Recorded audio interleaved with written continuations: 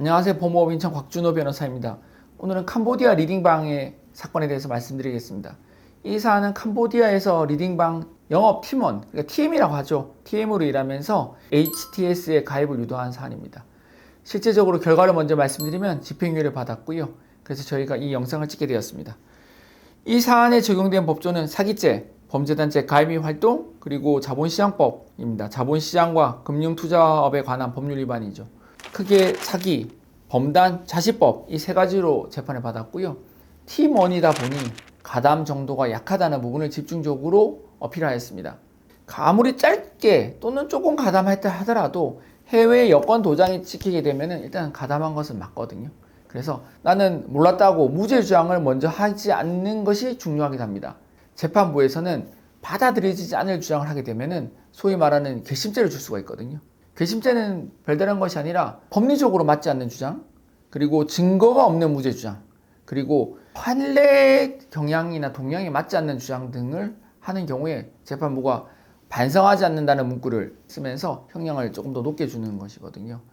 그래서 반성문을 많이 써냈는데 왜 나는 반성하지 않는다고 오히려 재판장님께서 이렇게 나한테 뭐라고 하셨을까 궁금하신 분들은 반성한다는 말이 반성문을 많이 써낸다고 반성한다는 것과 일치하지 않는다는 것을 이해하셔야 됩니다.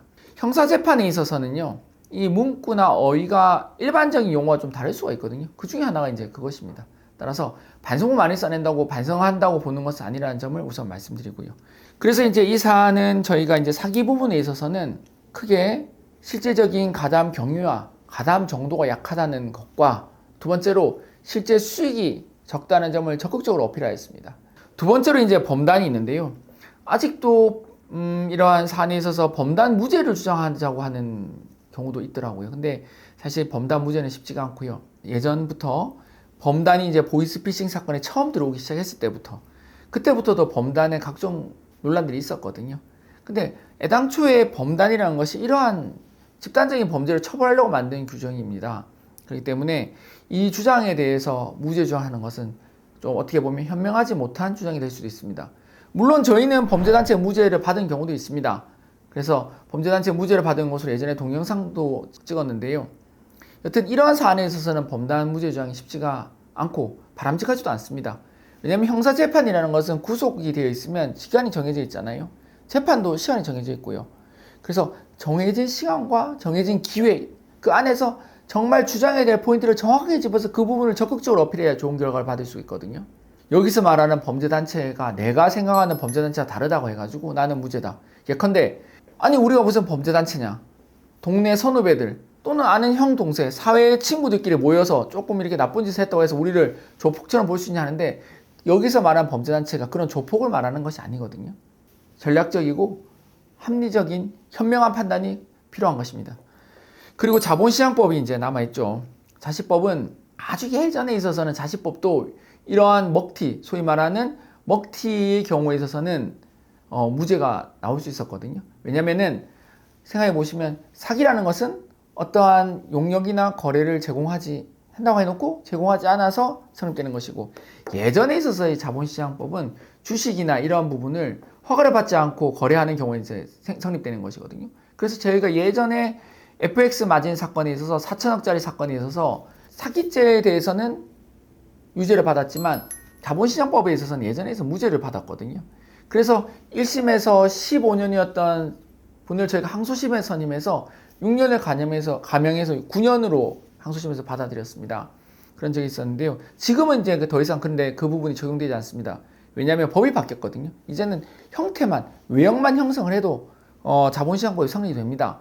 따라서 사기, 범죄단체 가입 및 활동, 그 다음에 자본시장법 이 세 개가 성립된 것이고 저희는 그 부분에 있어서 가담 정도에 따른 적재적소의 주장을 해서 이제 집행유예를 받은 것입니다. 다만 HDS를 해가지고 다 같은 HDS는 아니거든요. HDS도 도박계장죄가 적용되는 HDS가 있고요. 이것처럼 사기죄가 적용되는 HDS가 있습니다. 그리고 사기죄가 적용되지만 도박계장죄의 성격이 아주 강한 HDS가 있죠. 그래서 HDS는 도박계장죄가 적용되는 HDS 그리고 사기가 적용되는 HDS 사건으로 크게 구별이 가능하지만 그 중간에 있는 부분이 사기죄는 적용되지만 도박적, 사행정 성격이 가는 HDS도 있습니다. 하지만 이 사안에 있어서는 순수한 사기적 성격이 강한 HTS인데 왜냐하면 먹튀였기 때문에 그렇습니다. 그래서 리딩방에서도 리딩의 종목이 비상장, 상장, 코인이 다 다르듯이 이것처럼 HTS에 있어서는 조금 더 내용을 봐야 되고 그 내용에 따른 적용 법조가 달라지기 때문에 이 부분에 대한 검토가 매우 중요합니다. 그래서 저희는 사기죄로 기소된 HTS 사건에 대해서 전부 무죄를 받은 사안이 있잖아요. 그래서 HTS에 대한 검토가 필요하다고 말씀드린 것입니다.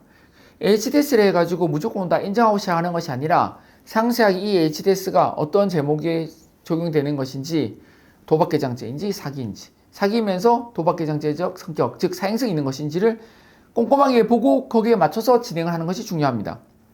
당연히 저희한테 사무실 오시면 그 모든 경우에 따른 다 성공 사례도 있기 때문에 다 사안에 맞춰서 챙겨드릴 수가 있습니다.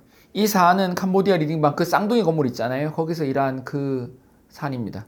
그래서 이제 이분도 많이 고생을 하셨고 하지만 그 자신의 잘못을 깊이 반성하고 또 저희가 가담 정도에 대해서 재판부에 잘 설명을 드리고 하여 집행유예라는 좋은 결과를 주셨습니다.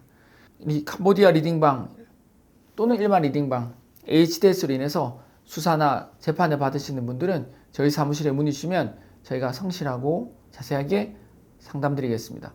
무엇보다도 구체적인 전략을 제시해 드리겠습니다. 감사합니다.